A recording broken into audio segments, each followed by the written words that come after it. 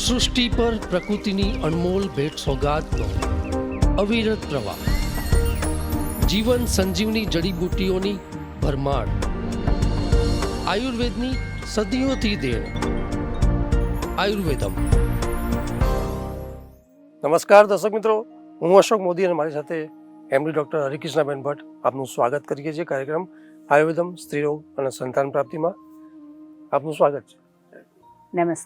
નમસ્કાર દર્શક મિત્રો, હું doctor Harikrishnaben Bhatt, Ayurved infertility clinic Jamnagar અને અમદાવાદ. હરિકૃષ્ણાબેન, ગત એપિસોડમાં આપણે ચર્ચા કરી હતી કે એ એક જે નિસંતાન બાળકો માટેના જે દંપતીઓના સવાલો હતા, સમસ્યામાં આપણે ચર્ચા કરી હતી કે અનએક્સપ્લેન ઇન્ફર્ટિલિટીમાં આપણે એક ઘણી બધી બાબતોની વાત કરી હતી એમાં, અને છેલ્લે આપણે એમાં એ પણ જોયું હતું કે એક મેલ સ્પર્મ ઇન્ફર્ટિલિટી કેટલી મહત્ત્વની બાબત છે અને એમાં જો સમસ્યા આવતી હોય તો એ કેટલી સમસ્યાઓ કરતી હોય છે એની પણ આપણે વાત કરી હતી. તો આજે હું ઈચ્છીશ કે આપણે જે સ્પર્મ ડીએનએ ફિગમેન્ટેશન છે એ આયુર્વેદમાં શું ટ્રીટમેન્ટ છે અને એમાં કેટલા ચાન્સીસ રહ્યા છે એની વાત કરીએ. અશોકભાઈ, આપણે એક સતત દર્શક મિત્રો સાથે નિસંતાનતા અથવા તો વંધ્યત્વ અથવા તો ઇન્ફર્ટિલિટી અને સ્ત્રી રોગોને લઈ અને જોડાયેલા છીએ. ઘણા સમયથી આપણે બાળક ન રહેવું એ વિશે સ્ત્રીઓ તથા પુરુષોના અલગ અલગ જે કારણો હોય છે એની ચર્ચા કરીએ છીએ. ગત એપિસોડની અંદર આપણે જોયું કે અનએક્સપ્લેન ઇન્ફર્ટિલિટી એટલે કે જ્યારે આપણને કોઈ ઉપર છેલ્લું કારણ દેખાતું નથી, સ્ત્રીઓના રિપોર્ટ્સ જે આપણે કરાવી શકીએ છીએ, અલ્ટ્રાસાઉન્ડ કરાવીએ, એક્સરે કરાવીએ, હોર્મોનલ એસે કરાવીએ, આ બધું નોર્મલ છે. પુરુષોનો રિપોર્ટ સામાન્ય રીતે શુક્રાણુઓના રિપોર્ટ આપણે એવું ના કહી શકીએ કે બાળક નથી રહેતા, છતાં પણ બાળક રહેતું નથી અથવા ઘણી વખત બાળક રહ્યા પછી 2.5 થી 3 મહિને વારંવાર મિસ થઈ જતું હોય છે. એટલે કે ઓવરઓલ નિસંતાન દંપતીના ખોળામાં બાળક આવતું નથી.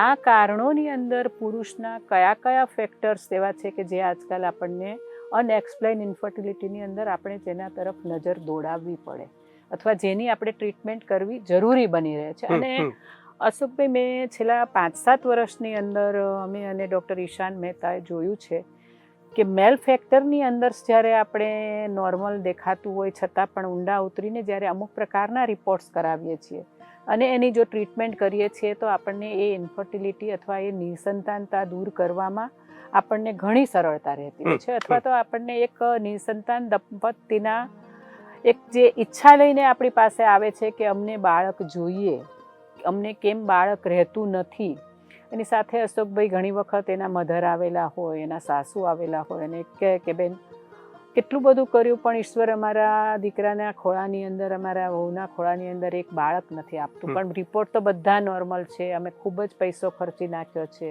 બધી દવાઓ કરી લીધી છે. આવું જ્યારે હોય છે ત્યારે એક આ વસ્તુ આવીને ઊભી રહે છે. પુરુષોની અંદર આપણે ગત એપિસોડમાં ડિસ્કશન કર્યું એમ મોર્ફોલોજી ખરાબ હોય, ખૂબ જ મોટિલિટી ઓછી હોય, કાઉન્ટ ઓછા હોય અથવા અમુક કારણોસર વારંવાર ઇન્ફેક્શન થવાના કારણે સ્પર્મ ક્વોલિટી નબળી હોય તો પણ બાળક રહેતું નથી અથવા આઈવીએફ પણ ફેલ જતું હોય છે, આઈયુઆઈ પણ ફેલ જતા હોય છે. અનએક્સપ્લેન ઇન્ફર્ટિલિટીની અંદર આનાથી જ્યારે આપણે આગળ હજી પુરુષોના સ્પર્મ વિશે વિચાર કરીએ ત્યારે આજકાલ છેલ્લા 5-1 વર્ષથી આ વસ્તુ એક ટેસ્ટ બહુ જ પ્રકાશમાં આવેલો છે કે સ્પર્મ ડીએનએ ફ્રેગમેન્ટેશન. હવે સ્પર્મ ડીએનએ ફ્રેગમેન્ટેશનની અંદર એનો રેટ કેટલો હોવો જોઈએ, એનો રેશિયો, વધારે રેશિયોના શું કામ હોય છે અથવા તો આ વસ્તુ કઈ રીતે પુરુષોના વંધ્યત્વમાં કાર્ય કરે છે અને એની અંદર આયુર્વેદિક રીતે આપણે શું કરી શકીએ. દર્શક મિત્રો, આ બધા જ સવાલો સાથે આપણે આજે ડિસ્કસ કરીશું. તો સૌથી પહેલાં અશોકભાઈ, આપણે જોઈએ કે ભાઈ અત્યાર સુધી તો આપણે નોર્મલ રિપોર્ટ કરાવીએ છીએ, ક્વોલિટી જોઈએ છીએ, વોલ્યુમ જોઈએ છીએ. આયુર્વેદની અંદર એની સ્મેલ વિશે વાત કરેલી છે કે ભાઈ અમુક પ્રકારની સ્મેલવાળું શુક્રાણુ હોય તો એનાથી આપણને ઇઝીલી બાળક રહેવાના ચાન્સ હોય છે. ઘણી વખત પૂય ગંધી આવો એક શબ્દ વાપરેલો છે કે આવી એક ટિપિકલ ગંધવાળું અથવા તો વાસવાળું જ્યારે સિમેન હોય તો એ બાળક રાખવાની અંદર આપણને ઉપયોગી થતું નથી અથવા તો એના કારણે થતી ઇન્ફર્ટિલિટી એ કષ્ટસાધ્ય, એટલે એને સારું કરવું એ ઘણું અઘરું છે. એના કારણો પણ અલગ અલગ બતાવેલા હોય છે. પણ આનાથી આપણે એક વિશેષ જ્યારે જોઈએ છીએ ત્યારે એક વસ્તુ આવે છે કે સ્પર્મ ડીએનએ ફ્રેગમેન્ટેશન રેટ. આ અશોકભાઈ એક એવી વસ્તુ છે કે જે સ્પર્મની બનાવટ છે, એની અંદર આપણે જોઈએ તો સાઇઝ અને સ્ટ્રક્ચર. આની અંદર આપણે એ મોર્ફોલોજીની અંદર આવે છે કે ભાઈ એની સાઇઝ કેવી હોવી જોઈએ, એનું સ્ટ્રક્ચર કેવું હોવું જોઈએ. પણ આના સ્પર્મનું જે એક સાઇઝ આપણે જેનું સ્ટ્રક્ચર જોઈએ છે તો એની અંદર એક હેડનો પોર્શન હોય છે, મિડ પીસનો પોર્શન હોય છે અને ટેલનો. હવે હેડનો જે પોર્શન છે એની અંદર ન્યુક્લિયસ રહેલા હોય છે અને હેડના પોર્શન એ ન્યુક્લિયસમાં ડીએનએ હોય છે. તો અશોકભાઈ સ્પર્મનું જે એક છે એના ઉપર કોઈ પ્રોટેક્શન લેયર નથી હોતું. એટલે ઘણી નાની નાની બાબતો એવી હોય છે કે જે સ્પર્મને હાર્મફુલ થઈ જતી હોય છે. અને ઘણા બધા એવા કારણો હોય છે કે જેના કારણે sperm DNA fragmentation rate high થઈ જતો હોય છે. આ રેટ હાઈ થઈ જવાના કારણે બાળક રહેતું નથી. અને આજકાલ આ વસ્તુ વધારે જોવામાં આવે છે. એના કારણો ઘણા બધા છે દર્શક મિત્રો. પરંતુ ફ્રેગમેન્ટેશન એટલે શું? તો અશોકભાઈ આ જે ડીએનએ એટલે કે એક જે રંગસૂત્ર છે, આપણે જેને ક્રોમોઝોમ કહીએ છીએ, એને ફ્રેગમેન્ટેશન એટલે કે તોડવું. ક્યાંક એ તૂટી ગયેલા હોય, ક્યાંક એની ઉપર ડેમેજ થઈ ગયેલા હોય. આ જે રંગસૂત્રનું અથવા તો ડીએનએ ફ્રેગમેન્ટેશન એટલે કે ડીએનએનું ક્યાંક ને ક્યાંક તૂટી જવું, ક્યાંક ને ક્યાંક એને ડેમેજ થયેલા હોય અને એનો રેશિયો જો વધારે હોય, એનો રેટ વધારે હોય તો આપણે એને ડીએનએ ફ્રેગમેન્ટેશન રેટ હાઈ કહીએ છીએ. આ નોર્મલી કેટલો હોવો જોઈએ? તો આપણે જોઈએ તો 15થી નીચેનો જો રેશિયો હોય અશોકભાઈ તો એને નોર્મલ કહેવામાં આવે છે. અને 25થી વધારે હોય, 25થી 100 સુધીનો, તો એ હાઈ કહેવામાં આવે છે. પરંતુ આ એક વસ્તુ પરમેનન્ટ નથી. આ વસ્તુ એવી છે કે જે કારણોસર થઈ હોય, જે કારણોસર થવાના કારણો તમે દૂર કરો, એની નોર્મલી ટ્રીટમેન્ટ કરો, સારવાર કરો, તમારી લાઈફસ્ટાઈલમાં ચેન્જ કરો, તો તમારું જે સ્પર્મનો ડીએનએ ફ્રેગમેન્ટેશન રેટ હાઈ હોય એ તમે નોર્મલ લાવી શકો છો. પરંતુ જ્યાં સુધી આપણે ટેસ્ટ નથી કરતા ત્યાં સુધી આપણને ખબર નથી હોતી કે શું આના કારણે જ બાળક નથી રહેતું. તો આ સ્પર્મ ડીએનએ ફ્રેગમેન્ટેશન એટલે કે જે ડેમેજ થયેલા રંગસૂત્ર કે જે હોય છે, જેના કારણે આપણને બાળક નથી રહેતું, જેના કારણે ઘણી વખત આ ટેસ્ટ એટલો અશોકભાઈ હજી સુધી આમ વ્યવહારમાં નથી કે આપણે સામાન્ય 2-5 વર્ષ થયા બાળક નથી રહેતું. હા, પણ ક્યારે ડૉક્ટરો હવે આ ટેસ્ટ કરાવે છે કે ભાઈ આઈવીએફ ફેલ ગયા, ફિમેલ ફેક્ટરે બધું જ જોઈ લીધું, બધા જ રિપોર્ટ્સ નોર્મલ આવે છે, મેલ ફેક્ટરે પણ મોટિલિટી ક્યારેક ઓછી હોય, ક્યારેક કાઉન્ટ ઓછા હોય, પરંતુ ઇક્સી કરેલું હોય, માઇક્રોટીશા કરેલું હોય અને બાળક ન રહેતું હોય, ત્યારે એક આ બાજુ પ્રકાશ કરવામાં આવે છે કે ભાઈ સ્પર્મ ડીએનએ ફ્રેગમેન્ટેશન રેટ તો હાઈ નથી અને આ કરાવવામાં જો એ રેટ હાઈ આવે તો એની સારવાર કરવાની આવે છે. અને મેં અગાઉ પણ કહ્યું દર્શક મિત્રો કે આયુર્વેદની અંદર સ્પર્મ એટલે કે શુક્રાણુઓ વિશેની જે સારવાર છે, ઋષિમુનિઓએ જે આયુર્વેદમાં સારવાર આપેલી છે, એ સારવાર ખૂબ જ એટલી કારગત છે કે દરેક પુરુષોની અંદર સ્પર્મ વિશેના, શુક્રાણુ વિશેના કોઈ પણ પ્રોબ્લેમ હોય તો એ પ્રોબ્લેમને સારવાર કરવા માટે, એની ટ્રીટમેન્ટ કરવા માટે આયુર્વેદિક સારવારનો સહારો લેવાનું લગભગ એલોપેથી ડૉક્ટરો એડવાઇસ કરતા હોય છે કે ભાઈ જ્યારે આવા નાના નાના પ્રશ્ન આવે છે, શુક્રાણુ ન બનવા, એઝોસ્પર્મિયા, ઓલિગોસ્પર્મિયા, ટોરેટોએસ્થિનો એઝોસ્પર્મિયા અથવા મોર્ફોલોજી ખરાબ, આ બધાની અંદર અશોકભાઈ આયુર્વેદની અંદર એટલા સરસ ઉપચારો આપેલા છે કે આપણે એના ખૂબ જ ઓછા ગાળાની અંદર સારા પરિણામો મેળવી શકીએ. બિલકુલ. ખાલી એક દ્રષ્ટિ કરવાની જરૂર છે, એને યુક્તિપૂર્વક ઉપયોગ કરવાની જરૂર છે અથવા ત્યાં સુધી પહોંચવાની જરૂર છે. તો આ કાર્ય કરવા માટે અમારી ટીમના જે ડૉક્ટર ઈશાન મહેતા છે ખૂબ અથાગ પ્રયત્ન કરે છે. દર્શક મિત્રો, આપના ઘણા બધા સવાલ એવા પણ હોય છે કે અમારે ડાયરેક્ટ ઈશાન સર જોડે વાત કરવી છે, તો આજે સ્ક્રીન પર આપને એ પણ એક નંબર મુકાશે કે જેથી આપ ડૉક્ટર ઈશાન મહેતા સાથે આપના સ્પર્મ વિશે, આપની સેક્સ્યુઅલ લાઈફ વિશે, આપના સ્પર્મ રિપોર્ટમાં કોઈ પ્રોબ્લેમ હોય અથવા નોર્મલ સ્પર્મ હોવા છતાં પણ જો આપ બાળક ન મેળવી શકતા હોય તો એ નંબર પર કોન્ટેક્ટ કરી અને આપ વાત કરી શકો છો. સ્ટ્રોંગ ડીએનએ ફ્રેગમેન્ટેશનની જ્યાં વાત આવે છે ત્યાં ફરી આગળ હું આપને કહીશ કે આ થવાના કારણો શું, એ તૂટી જવું અથવા તો બ્રેક થવું, એના ડેમેજ થવું, કયા કયા કારણોસર ડેમેજ થાય છે. અશોકભાઈ, લાઈફસ્ટાઈલ એક એવી છે અને કે જેના કારણે ઘણી બધી વસ્તુઓથી આપણે સફર કરવું પડતું હોય છે. આજથી 10-15 વર્ષ પહેલાં આ અનએક્સપ્લેન ઇન્ફર્ટિલિટી અથવા લો AMH અથવા એનાથી આગળ જોઈએ તો સ્પર્મ DNA ફ્રેગમેન્ટેશન, આ બધી વસ્તુઓ હતી નહીં. પરંતુ જીવન પણ પરિવર્તનશીલ છે, એમ આ બધી વસ્તુઓ પણ પરિવર્તનશીલ છે કે ધીરે ધીરે ઇન્ફર્ટિલિટીના જે ટેસ્ટના ક્રાઇટેરિયા છે એ બદલાતા જાય છે.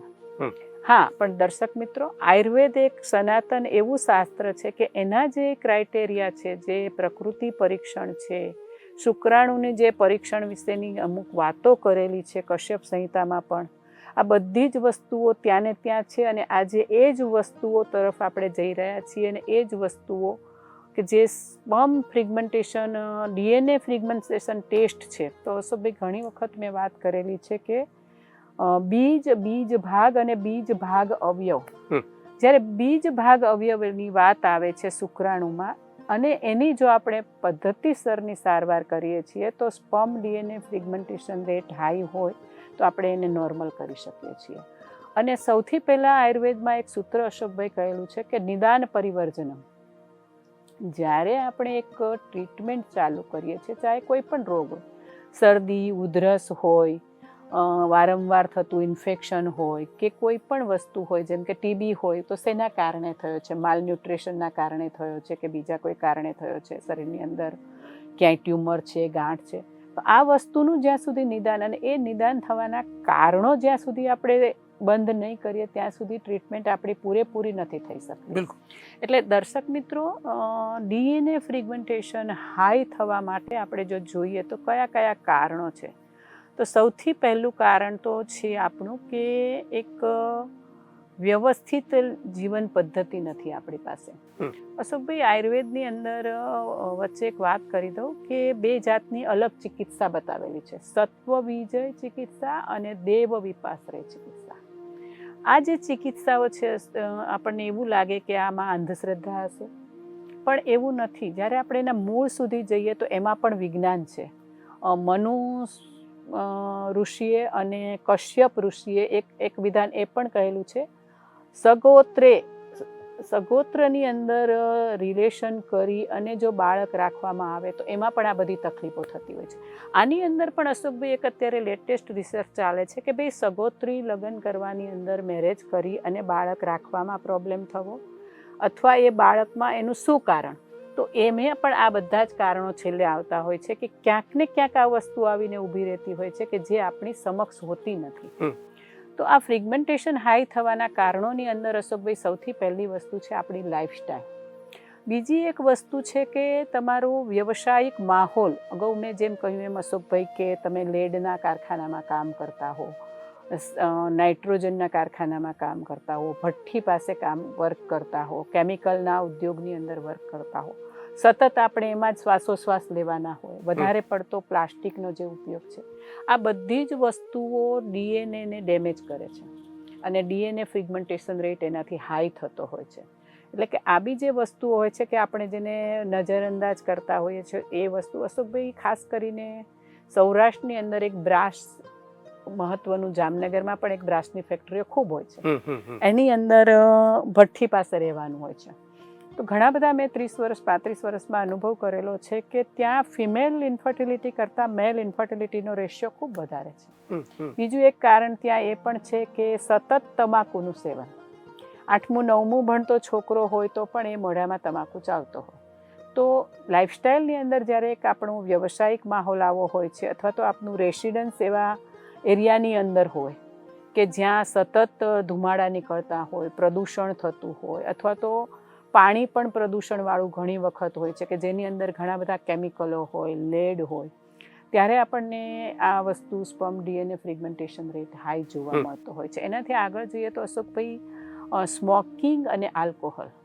હા, આપણે વીકલી કે 10 દિવસે એકાદો પેગ લે અને ઇફેક્ટ થાય એવું નથી હોતું, પણ રેગ્યુલર જેને ડ્રિંક કરવાની આદત છે, રેગ્યુલર જેને સ્મોક કરવાની આદત છે, જેને આપણે ચેઇન સ્મોકર કહીએ કે જેને સ્મોકિંગ વગર ચાલતું જ નથી, આવા લોકોનો અશોકભાઈ યંગ હોવા છતાં પણ સ્પર્મ ડીએનએ ફ્રેગમેન્ટેશન રેટ ખૂબ હાઈ હોય છે અને એના નોર્મલી આપણે જોઈએ તો સ્પર્મ સારા હોવા છતાં પણ બાળક રહેતું નથી. અને આજકાલ અશોકભાઈ એનાથી પણ આગળ વધીએ તો મેટ્રો સિટીની અંદર કોકેન, ચરસ આ બધા ડ્રગ્સનું વધારે સેવન થતું હોય છે. આ વસ્તુ પણ ડીએનએ ફ્રેગમેન્ટેશન રેટ ખૂબ જ હાઈ કરે છે. અને એનાથી જ્યારે આપણે આગળ જઈએ છીએ તો નાની નાની બાબતમાં આપણને એક લાઈફસ્ટાઈલના કારણે કે ભાઈ સવારે ઓફિસ જવાનું છે, સાંજે માથું દુખ્યું, તાવ આવ્યો તો તાત્કાલિક મેડિસિન લઈ લેવી. અમુક પ્રકારની મેડિસિન એવી હોય છે કે જે વારંવાર લેવાના કારણે પણ sperm DNA fragmentation rate high થઈ જતો હોય છે. જો વારંવાર તાવ આવતો હોય, તાવની દવાઓ લેવામાં આવતી હોય, ઘણા બધા પેઇન કિલર એવા છે કે જે લેવામાં આવે તો ડીએનએ ફ્રેગમેન્ટેશન રેટ હાઈ કરે છે. વારંવાર સ્ટીરોઇડનો ઉપયોગ કરવામાં આવે અશોકભાઈ તો પણ ડીએનએ ફ્રેગમેન્ટેશન રેટ હાઈ થતો હોય છે. ઘણી વખત આપણે જોયેલું છે કે શિયાળો અને ઉનાળો જ્યારે શિયાળો આવવાની શરૂઆત થાય ત્યારે ચામડી વૃક્ષ થઈ જતી હોય છે અને સ્કિન ડિસીઝ ખૂબ વધારે થઈ જતા હોય છે. ચોમાસાની અંદર પણ ઘણી વખત બેક્ટેરિયલ અને વાયરલ ડિસીઝ વધી જતા હોય છે, સ્કિન ડિસીઝ પણ વધતા હોય છે. ત્યારે એન્ટીબાયોટિક્સ લેવામાં આવે અથવા તો સ્કિન ડિસીઝની અંદર ઘણી વખત અશોકભાઈ સ્ટીરોઇડનો ખૂબ ઉપયોગ થતો હોય છે. જો આ સ્ટીરોઇડ પણ ખૂબ લેવામાં આવે તો સ્પર્મ ડીએનએ ફ્રેગમેન્ટેશન રેટ ખૂબ વધી જતો હોય છે. એટલે આવી વસ્તુઓનો જો દર્શક મિત્રો આપણે વારંવાર ઉપયોગ કરવામાં આવતો હોય કે ભાઈ સોરિયાસિસ હોય અને કન્ટિન્યુઅસ આપ મેડિસિન લેતા હોય, ઘણી વખત અશોકભાઈ ખૂબ જ સુગરનું પ્રમાણ વધારે આવતું હોય અને અમુક પ્રકારના મેડિસિનો લેવામાં આવતી હોય, ઘણી વખત અસ્થમા હોય અને નેઝલ ડ્રોપ્સનો ઉપયોગ કરવામાં આવતો હોય, આ બધી જ વસ્તુઓ sperm DNA fragmentation rate high કરતા હોય છે. ઘણી વખત અશોકભાઈ આપણે અત્યારે જોઈએ તો યુટ્યુબ ઉપર અથવા ગૂગલ ઉપર સર્ચ કરી અને ઘણી બધી વસ્તુઓ ઇન્ટેક કરવાની એક હેબિટ પડી ગઈ હોય છે કે જાહેરાતો લુભાવણી હોય છે કે ભાઈ સોયા મિલ્ક લો અને તંદુરસ્ત બનો. તો વધારે પડતા સોયાનો ઉપયોગ કરવામાં આવે તો અશોકભાઈ સોયા ફૂડ છે એ ઇસ્ટ્રોજન પ્રોડક્ટ્સ વધારે છે અને ઇસ્ટ્રોજન લેવલ વધવાથી ટેસ્ટોસ્ટેરોન લેવલ ડાઉન થાય છે અને એના કારણે પણ sperm DNA fragmentation rate high થતો હોય છે. એટલે સોયા પ્રોડક્ટનો જો વધારે પડતો ઉપયોગ કરવામાં આવે તો એ પણ હાર્મફુલ છે. ઘણી વખત અશોકભાઈ સેક્સ્યુઅલ રિલેશનની અંદર પ્રોબ્લેમ થતો હોય, જાતીય નબળાઈ લાગતી હોય તો ટેસ્ટેટોરોનના પેચ પણ આજકાલ આવે છે. ટેસ્ટેટોરોનના કેપ્સ્યુલો, ટેસ્ટેટોરોનના ઇન્જેક્શનો અથવા એવા પેચીસનો ઉપયોગ કરવામાં આવે તો પણ ઘણી વખત કન્ટિન્યુ એ ઉપયોગ કરવાથી પણ હાર્મફુલ થઈ અને ડીએનએ ફ્રેગમેન્ટેશન, કારણ કે એનાથી શું થાય છે અશોકભાઈ કે તમે જ્યારે એક્સ્ટ્રા ટેસ્ટેટોરોન લો છો ત્યારે બોડી પોતાનું ટેસ્ટેટોરોન બનાવવાનું બંધ કરી દે છે. એટલે ટેસ્ટિસની અંદર જે પ્રોસિજર થતી હતી એ બંધ થઈ જાય છે. બિલકુલ. અને તમે ફરી રિપોર્ટ કરાવો તો બ્લડની અંદર ટેસ્ટેટોરોન આવે છે કારણ કે તમે ઇન્ટેક કરેલું છે, તમે પેચીસનો ઉપયોગ કરો છો, તમે ઓરલી ઉપયોગ કરો છો, ઇન્જેક્શન લો છો, પરંતુ ટેસ્ટિસની અંદર એનો જેટલું પ્રોડક્શન થવું જોઈએ નથી થતું. એના કારણે જે સ્પર્મ ડીએનએ ફ્રેગમેન્ટેશન છે એ હાઈ થાય છે, એટલે કે એની ક્વોલિટી નબળી થતી જાય છે. કુદરતી પણ અશોકભાઈ ઘણા બધા એવા કારણો છે કે જે પોતે સ્પર્મની અંદર એક પોતામાં સ્ટ્રેન્થ હોય છે કે એ પોતાના ડીએનએ ફ્રેગમેન્ટેશન રેટ હાઈ હોય, એટલે કે રંગસૂત્ર તૂટી ગયેલા હોય, એને બ્રેકઅપ થયેલા હોય, એને જોડવાનું કામ કરે છે. પરંતુ જો પહેલાં આપણે બહુ જ હાઈ ન્યુમોનિયા થઈ ગયેલો હોય, ટ્યુબરક્યુલોસિસ થઈ ગયેલો હોય, કેન્સર થયેલું હોય, આવા કોઈ ડિસીઝ થયેલા હોય અને શરીરની અંદર જો નબળાઈ રહેતી હોય તો એ રિપેર કરવાનું જે કાર્ય સ્પર્મ કરતા હોય છે એ કરી શકતા નથી. કુદરતી રીતે સ્પર્મની અંદર એક એવું ઈશ્વરે રખેલું છે કે પોતાનું એક હિલિંગ પ્રોસેસ હોય છે કે સ્પર્મ પોતાનું હિલિંગ પોતે કરી લેતા હોય છે.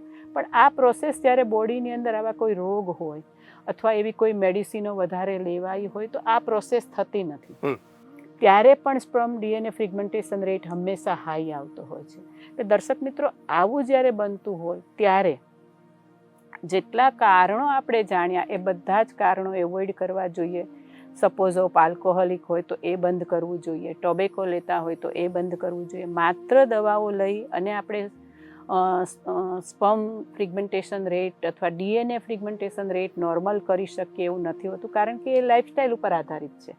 સપોઝ અશોકભાઈ 3 મહિનામાં આપણે એને બંધ કરીએ છીએ બધું, તો 3 મહિનામાં જો આપણે મેડિસિન લઈએ છીએ અને આ બધી જ વસ્તુઓથી દૂર રહીએ છીએ કે જેની આપણને હેબિટ છે, દરેક વસ્તુ નથી હોતી, પણ કોઈ આલ્કોહોલિક હોય, કોઈ સ્મોક કરતું હોય, કોઈને સોયા મિલ્ક લીધું હોય, ખ્યાલ આવે.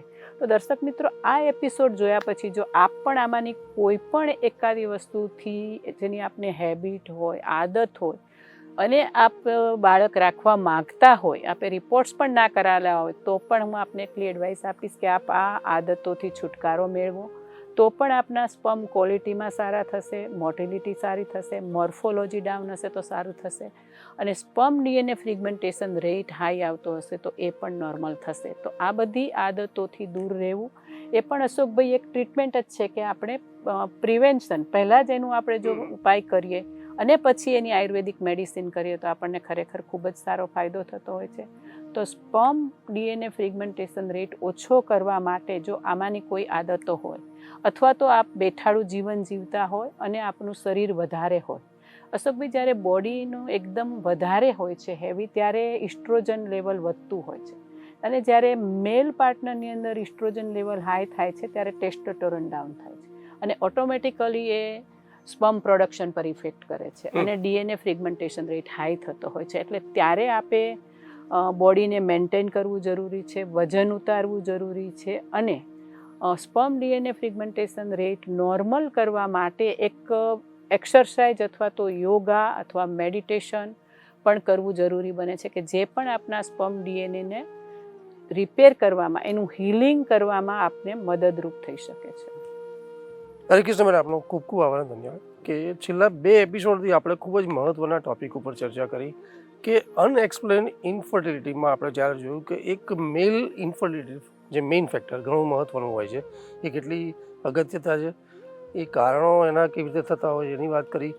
બીજું કે જે સ્પર્મ ક્વોલિટીની તમે વાત કરી કે એને એક ઇમ્પ્રૂવ કરવાની બાબત છે, અથવા તો જ્યારે સમસ્યા આઈયુઆઈ ફેલર પણ થઈ જતા હોય છે ત્યારે આ બાબતો કઈ બાબતો આપણે જોવી જોઈએ, અને એમાં આપણે જે આધુનિક સારવારની છેલ્લે સુધી વાત કરી હતી ત્યાં સુધી દર્શક મિત્રોને ખબર હશે કે ભાઈ આપણે ટેક્સાની ઇક્સીની પણ વાત કરી હતી કે એ જો હોય તો પુરુષોના જે એક સ્પર્મ રિપોર્ટ નોર્મલ અથવા નોર્મલથી નીચે હોય તો એ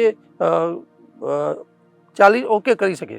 પણ જે આજે તમે વાત કરી કે જે સ્પર્મ ડીએનએ ફ્રેગમેન્ટેશન જે છે એમાં જે પુરુષો જે અલગ જે પાવર્સ લેવાની વાત થતી હોય છે, મેડિસિનની ઇફેક્ટ હોય છે, વ્યસનની જે બાબતો હોય છે, તો આ બાબતો કેટલી બધી sperm DNA fragmentation rate high કરી નાખતા હોય છે, એની તમે ખૂબ સુંદર ચર્ચા કરી. આઈ થિંક દર્શક મિત્રોને થોડી આમાં વધારે મજા આવી હશે અને એક જાણવા જેવી બાબત મળી આજે. તો દર્શક મિત્રો, છતાં પણ આ મુદ્દે આપના કોઈ પ્રશ્નો હોય અથવા તો આપના કોઈ પ્રતિભાવ હોય અથવા તો હરિકૃષ્ણભાઈને આપણે કોઈ પૂછવું હોય તો જે સ્ક્રીન ઉપર જે નંબર છે એની પર ચોક્કસપણે આપ ફોન કોલ્સ કરી અને આપ સમાધાન મેળવી શકો. અત્યારે રજા આપશો. નમસ્કાર. નમસ્કાર દર્શક મિત્રો, અમારી સાથે જોડાયેલા રહો. સ્પર્મ માટે અથવા તો સ્પર્મ ડીએનએ ફ્રિગમેન્ટેશન માટે શું કરવું અથવા તો શું આપણને હાર્મફુલ છે એ વિશે આપણે જોયું. હજી પણ આ વિશે આપના સવાલોના જવાબ અમે આવતા એપિસોડમાં આપીશું. ફરી એકવાર આયુર્વેદે ઝીલ્યો પડકાર, હર ઘર બાળ ગોપાલ.